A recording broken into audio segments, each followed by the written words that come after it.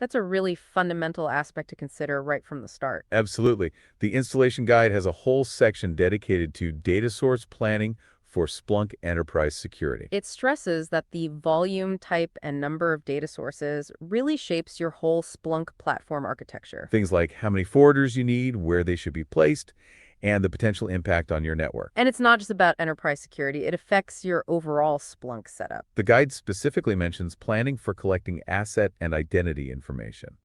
Because ES really leverages that data for enrichment and context. It even points you to the Administer Splunk Enterprise Security Manual for details on adding that data, It also touches on using Splunk Stream for network data capture and recommends configuring custom indexes for enterprise security event storage. to keep things organized and performing well. For more specifics on data models used by ES, it directs you to the Splunk Developer Portal.